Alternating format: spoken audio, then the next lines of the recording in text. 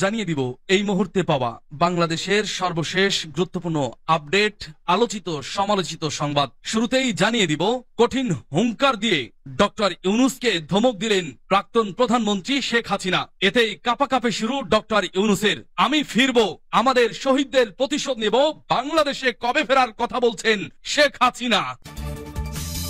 এরপর জানিয়ে দিব ফ্যাসিবাদের পতনের পর নব্য ফ্যাসিবাদের উত্থান বলছে জিএম কাদের।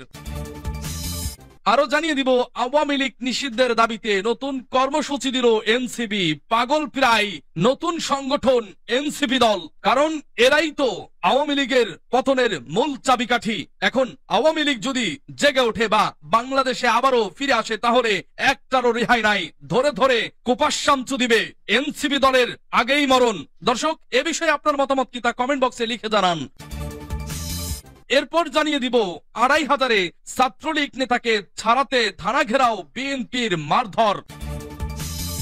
সর্বশেষ জানিয়ে দিব বহুত্ববাদ নয়, বহুমত বহুপদ যুক্ত করার প্রস্তাব খেলাফত মজলিসের। শুনছিলেন সংবাদ শিরোনাম, এখন বিস্তারিত। তবে তার আগে অনুরোধ থাকবে ভিডিওটিতে একটি লাইক এবং কমেন্ট করে জানিয়ে দিন আজকের এই ভিডিও সম্পর্কে আপনার মূল্যবান মতামত। আর অবশ্যই এই ভিডিওটি আপনার ফেসবুক সোশ্যাল মিডিয়ায় শেয়ার দিয়ে ছড়িয়ে দিন আর জানিয়ে দিন আপনি কোন জেলা থেকে বা কোথা থেকে আমাদের সংবাদটি শুনছেন এবং দেখছেন। অনুরোধ থাকবে আপনি যদি আমাদের এই চ্যানেলটিতে নতুন হয়ে থাকেন তাহলে অবশ্যই চ্যানেলটি সাবস্ক্রাইব করে পরবর্তী আপডেট সংবাদ পেতে চোখ রাখুন আজকের বাংলা খবরে।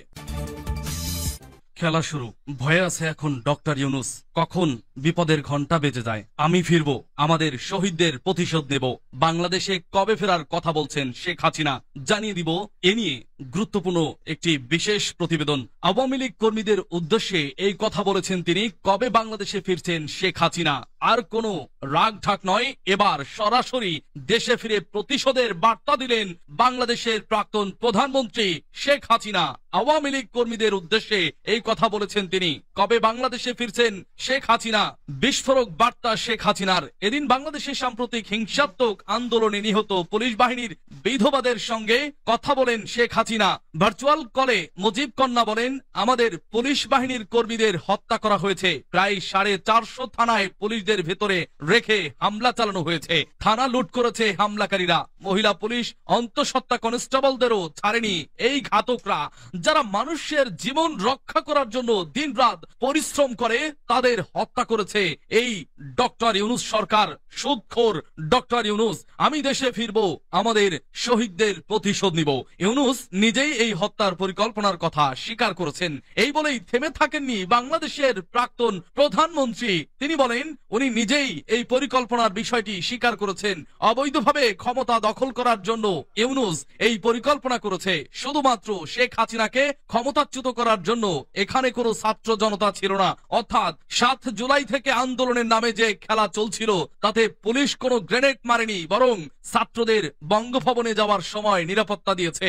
ওরা বলেছে এই মারাত্মক কথা। ইউনূসের পালিত সন্ত্রাসী বলেছে, পুলিশ হত্যা না করলে আর মেট্রো রেলে আগুন না দিলে এই বিপ্লব সার্থক হতো না।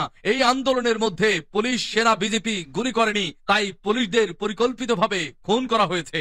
বিএনপির এক নেতাও এ বিষয়ে প্রকাশ্যে মন্তব্য করেছে। সেই বলেছে পুলিশের কোমর ভেঙে দিয়েছে তারা। ইউনূস ভালো মানুষ সাজেন। উনি বারবার বলেন আমি সবাইকে রাজনীতিবিদদের শান্ত থাকতে বলেছি। উনি খুব ভালো মানুষ সেজে এই কথা বলেছেন, অথচ 15ই জুলাই থেকে যারা এই হত্যাকাণ্ড ঘটালো তাদের বিচার হওয়ার কথা বলেনি। ইউনূস বলেছেন উনি রাষ্ট্র চালাতে ব্যর্থ।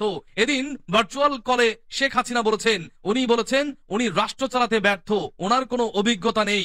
আমার কথা হচ্ছে যিনি নিজেই বলেছেন আমার দেশ চালানোর অভিজ্ঞতা নেই। ওনার অযোগ্যতার ফলে বিচারালয়ে হামলা, গণভবনে হামলা হয়েছে। 6 মাসের উপর হয়ে গেল দেশ জঙ্গিদের হাতে চলে গেছে। এখন শুরু হয়েছে অপারেশন ডেভিল হান্ট। কে ডেভিল হান্ট? কাকে খুঁজছে সে? ছেলেকে না পেলে মাকে হত্যা করছে। আজকে ওরা দেশটাকে জঙ্গির দেশে পরিণত করেছে। ইউনূসকে এই মানবাধিকার লঙ্ঘনের দায় নিতে হবে, ওনারও বিচার হবে। আমি দেশে ফিরলে প্রত্যেককে যতটা সম্ভব সাহায্য করবে। বাংলাদেশে জঙ্গিবাদ চলবে না। ফ্যাসিবাদের পতনের পর নব্য ফ্যাসিবাদের উত্থান বলছে জিএম কাদের। জাতীয় পার্টির চেয়ারম্যান জিএম কাদের অভিযোগ করে বলেছেন, বর্তমান সরকারের নেতৃত্বে যে দল তাদের ক্ষমতা চিরস্থায়ী করতে সংস্কার চালাচ্ছে। ফ্যাসিবাদের পতনে নব্য ফ্যাসিবাদের উত্থান হয়েছে। নব্য ফ্যাসিবাদ ও তার দোসররা সারা দেশ দাপিয়ে বেড়াচ্ছে। রোববার দুপুরে বনানীতে জাতীয় পার্টির বর্ধিত সভায় তিনি এসব কথা বলেন। জিএম কাদের বলেন, শেখ হাসিনা সবকিছু হাতে নিয়েই থাকতে পারলো না। আপনারা কতদিন থাকতে পারবেন? যাদের নির্বাচন থেকে বাদ দিবেন তারা ঘরে বসে আঙুল চষবে? দেশে স্থিতিশীলতা আসবে কেমন করে? ভালো নির্বাচন দিতে হবে, সবাইকে সঙ্গে নিয়েই চলতে হবে। তিনি বলেন, পুলিশ কিছুটা বিএনপি কিছুটা জামায়াতের কথা শুনে হা হুতাশ করছে। এমন বাস্তবতায় নির্বাচন দিলে সবাই পিটিয়ে পাটিয়ে নির্বাচন করবে, এমন নির্বাচন বৈধতা পাবে না। সকল সমস্যার সমাধানের জন্য একটা সুষ্ঠু নির্বাচনের মাধ্যমে সরকার গঠন করতে হবে। সরকারকে বৈধ করতেই সঠিকভাবে নির্বাচন করতে হবে। জাতীয় পার্টির চেয়ারম্যান বলেন, দেশ গড়তে ঐক্যবদ্ধভাবে জাতিকে চলতে হবে। সবাই মিলেই আধা পেট খেয়ে হলেও দেশকে গড়তে হবে। আমরা সবাই একত্রিত হয়েছিলাম। বর্তমান সরকার জাতিকে দুটি ভাগে বিভক্ত করেছে, যেন দেশের অর্ধেক লোক বাদ দিয়ে ক্ষমতা চিরস্থায়ী করতে পারে। ফ্যাসিবাদ থেকে যারা শিক্ষা নিয়ে নব্য ফ্যাসিবাদ হয়েছেন, আপনাদেরও পতন হবে, অচিরেই পতন হবে। ফ্যাসিবাদের দোসররা মারতে আসবে, পুলিশ তাদের সহায়তা করবে, তারপরও প্রতিবাদ করতেই হবে। নব্য ফ্যাসিবাদের বিরুদ্ধে লাখ লাখ লোক প্রতিবাদ করবে। তিনি আরো বলেন, জাতীয় পার্টি নিয়ে আবারও ষড়যন্ত্র শুরু হয়েছে। এই ষড়যন্ত্র মেনে নেব না, মানতে পারবো না, কখনোই মানব না। আওয়ামী লীগ নিষিদ্ধের দাবিতে নতুন কর্মসূচি দিল এনসিপি। আওয়ামী লীগ নিষিদ্ধ গণহত্যার বিচার ও সংস্কারের দাবিতে বিক্ষোভ কর্মসূচির ডাক দিয়েছে জাতীয় নাগরিক পার্টি এনসিপি। মঙ্গলবার বিকাল 4:30টায় রাজধানীর খামারবাড়ি মোড় থেকে বিক্ষোভ মিছিলটি শুরু হবে। সোমবার এনসিপির ভেরিফাইড ফেসবুক পেজে দেওয়া এক পোস্টে এ তথ্য জানানো হয়। এর আগে সোমবার বিকালে আগামী 15 দিনের মধ্যে আইন তৈরি করে আওয়ামী লীগকে নিষিদ্ধের দাবি জানিয়েছে এনসিপি। রাজধানীর মোহাম্মদপুরে আওয়ামী লীগের রাজনৈতিক কার্যক্রম নিষিদ্ধ, সংস্কার ও গণপরিষদ নির্বাচনের দাবিতে আয়োজিত বিক্ষোভ মিছিল ও সমাবেশে এ দাবি জানায় দলটি। 2,500 ছাত্রলীগ নেতাকে ছাড়াতে থানা ঘেরাও, বিএনপির মারধর। নারায়ণগঞ্জের 2,500 গ্রেপ্তার ছাত্রলীগ নেতাকে ছাড়িয়ে নিতে থানা ঘেরাও করেছেন স্বজন ও প্রতিবেশীরা। এ সময় তাদের উপর বিএনপি সমর্থকরা হামলা করেছেন বলেও অভিযোগ পাওয়া গেছে। সোমবার বেলা 11টার দিকে থানার চত্বরে এই ঘটনা ঘটে বলে জানান 2,500 থানার ওসি মোহাম্মদ এনায়েত হোসেন। রোববার রাতে উপজেলার কল্যান্দি এলাকা থেকে ছাত্রলীগ নেতা সাগর হাসানকে গ্রেপ্তার করে পুলিশ। তিনি উপজেলার মাহমুদপুর ইউনিয়ন ছাত্রলীগের সাধারণ সম্পাদক এবং সরকারি সফর আলী কলেজের ছাত্র। ওসি এনায়েত বলেন, সাগর বৈষম্য বিরোধী আন্দোলনে 2টি হত্যা মামলার সন্দেহভাজন আসামি।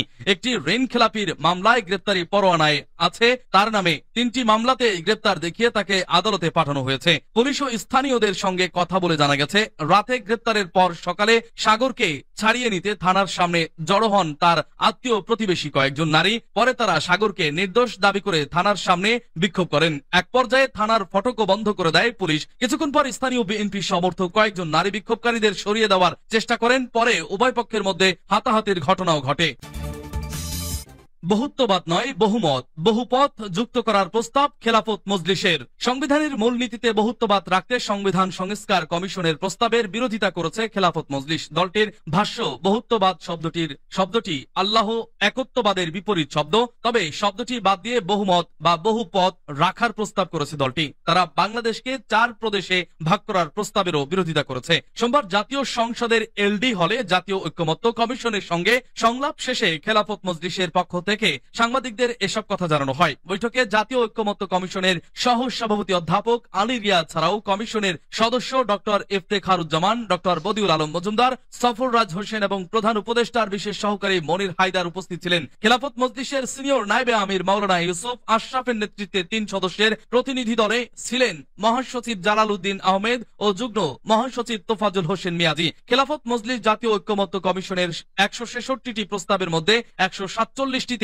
একমত, 15টিতে দ্বিমত ও 4টিতে আংশিকভাবে একমত বলে লিখিত মতামতে জানিয়েছেন।